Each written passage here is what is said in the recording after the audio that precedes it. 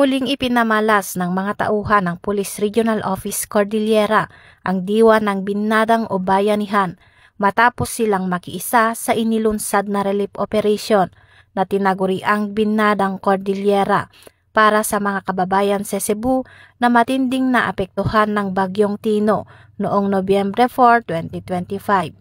Bilang tugon sa panawagan ng tulong, agad na nagsanib puwersa ang Regional Mobile Force Battalion 15, Benguet Police Provincial Office at ang Office of the Civil Defense Cordillera sa pangunguna ni Ginang Christine E. Molitas, Vice Chairperson ng BAG-PTD, sa pakikipag-ugnayan sa Regional Community Affairs and Development Division ng Police Regional Office 7.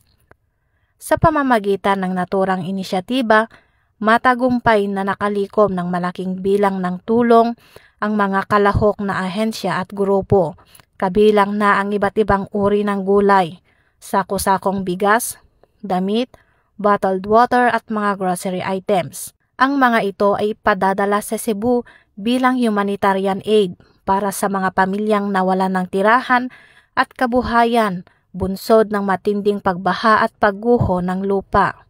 Ayon kay Police Brigadier General Erickson Dilag, Regional Director ng PROCAR, ang pakikilahok ng PNP Cordillera sa Binnadang Cordillera ay patunay ng patuloy na malasakit ng kapulisan hindi lamang sa kanilang rehiyon kundi sa buong bansa. Sa pamamagitan ng ganitong mga inisyatiba, patuloy na pinapatunayan ng PNP Cordillera at ng buong komunidad na ang pagkakaisa, malasakit at bayanihan ay nananatiling matibay na haligi ng serbisyong Pilipino. Mula dito sa Region Cordillera, akong yung PNN correspondent, Patrolwoman Jesly Sabado, alagad ng batas, taga-taguyod ng Balitang Pulis.